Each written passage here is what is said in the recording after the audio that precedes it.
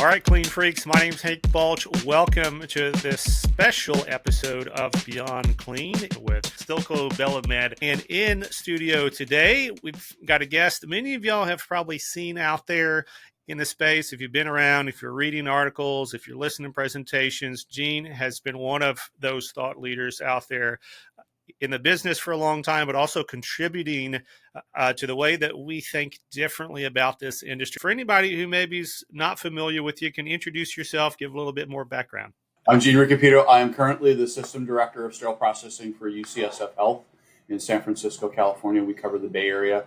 I have oversight currently of 6 inpatient hospitals, 3 surgery centers, and 3 satellite SPVs throughout the region. I'm kind of that guy that's known around the CS world as, oh, he's the computer guy, which is somewhat true, but somewhat unfair because I'm not really about the shiny baubles of the fun little computer and what it does. I'm more about what it can do for us, how we can use the technologies we have to drive success and our awareness of what's going on. Do we think or do we know? It's a very popular statement. I'm more about do we know. So I'm very much, as you can see, all this data behind me on my wall in my office. That's the product of various programs and processes we have in place. It sounds like I'm talking to the right guy then if the topic of conversation Unfortunately. is renovation and new construction. Let's take a step back and just talk through the challenges or inefficiencies that kind of prompted the change. The old adage is, if it ain't broke, don't fix it. Obviously, there was something there staring you in the face that says, okay, it's probably time for us to look at this. Okay, so going back to 2015, I moved on from PricewaterhouseCoopers in 2014, and I started my own consulting firm with a business partner. We have both had expertise in peri-op and sterile processing, and both worked for PricewaterhouseCoopers. They were moving in a different direction. We're really kind of servicing this area so much. And one of my projects was UCSF, and we can get into why I stayed, but very first order of business for the organization was, let's find out where we are, like in things. And so I did and you people might not know of it. Some people do. There's a thing called a SWOT analysis, which is a great tool in consulting. And it stands for strengths, weaknesses, opportunities, and threats.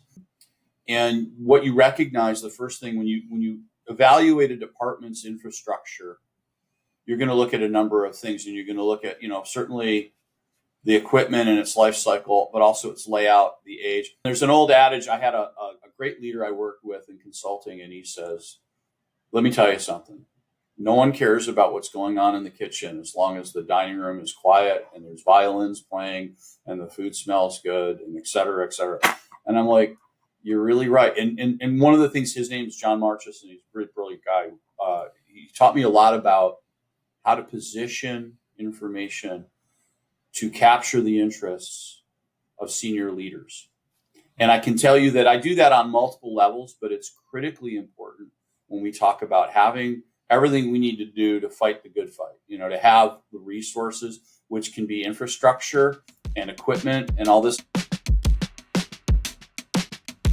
So, Gene, you bring up one of the biggest challenges out there in the space, and we've talked before on the competitive nature of that capital decision making, right? How do you communicate or break through that assumption, as you said, if the dining room is nice and quiet and there's violins playing, but sterile processing is in dire need of someone who's thinking 2, 3, 4, 5 years, 10 years down the road?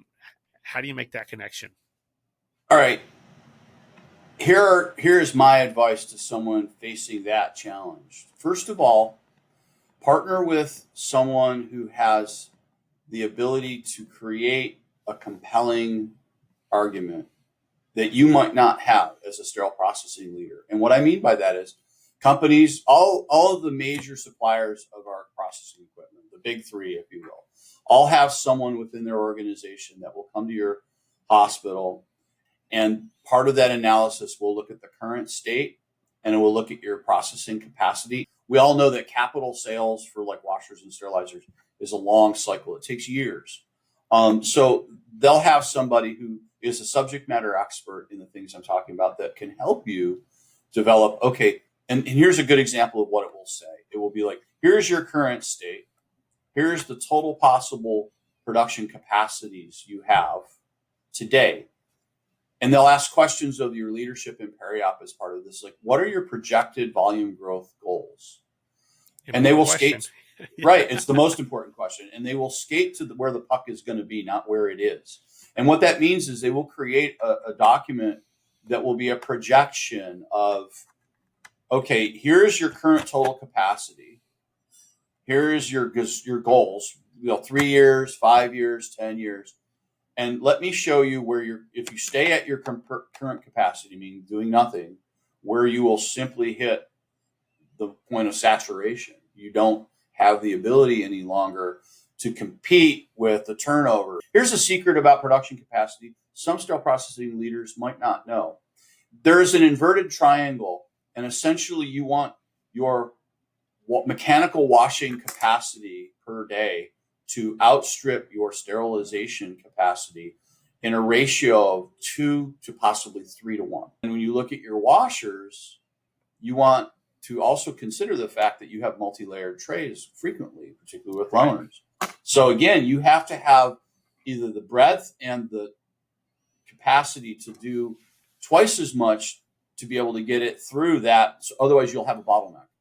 And so that's one of the things that's a secret of, if there is a secret sauce. Even if you successfully make that compelling case up front with the initial draft of the square footage that's available and you're planning for growth, like you end up now with the second draft and you're like, ladies and gentlemen, there is no growth in this plan anymore. So how do you, in that in-between stage, keep that advocacy going, or make sure, again, because they're trying to carve this budget down, and almost always the budget they're carving down is the growth budget, and so we're going to end up with a department that is already behind. It may look shiny and new, but from day one we're already behind. How do you keep that from happening? The most compelling thing that I can share that you got to do is, one thing you have to do when you have a vision of what the SPD's operations are going to be, you're going to have 3 or 4 bullet points that are your most salient, pressing, compelling arguments on the first slide, if you will, of a presentation. And you might have 500 pages of other slides that are all the evidence to support those 3 or 4 bullet points. And you have to keep it simple, and you have to think very carefully about how you position information. You have to have thought through everything. And when they want to drill down into like the next layer or the next layer beyond that, you have to have a concise understanding of what you're talking about in a way that is meaningful. And I will tell you another thing. Widgets, numbers, like in SPD, a lot of us, we look at how many products we produce. Right. Monetize that. Monetizing things is where the rubber meets the road for most of the people, where you have to have a compelling argument, because it's all dollars to them. So, Gene, talk to us about the regulatory compliance part of renovation and construction planning. One of the things, as a subject matter expert in sterile processing, a sterile processing leader can do is be that conscience of the organization to remind the designers about a lot of the regulatory stuff, and I'll give you some specifics. Like, they're pretty much aware, but it's sort of a vague, like, yes, well, we sort of know there's air exchange, but they don't get into the specifics. So like, I keep like a whole library of citations out of ST79 and ST90 and ST91 and ASHRAE 170. It is wise for people who, if you're going to undertake participation in a renovation project or a build project, become very comfortable and versant with those parts of ST79.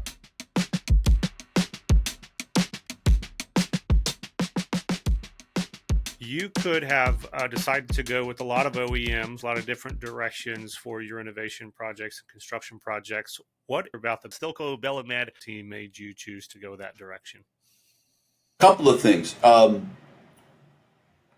Belimed is SteelcoBelimed now, as they're called, right?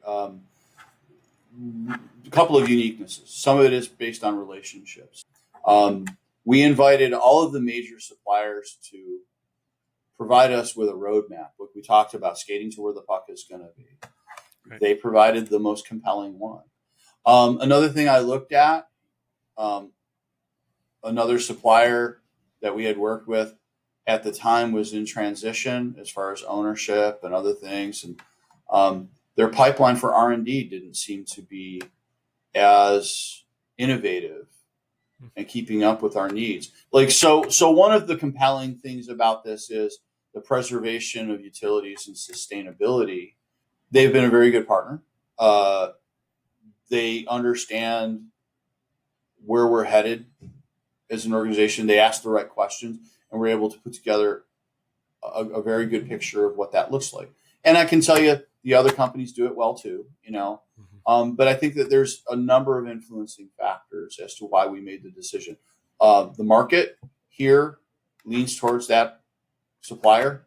There's a lot of support and service in the region, and there's a lot of qualified people that work for the company that are a stone's throw away. What it comes down is I got some pretty impressive technicians.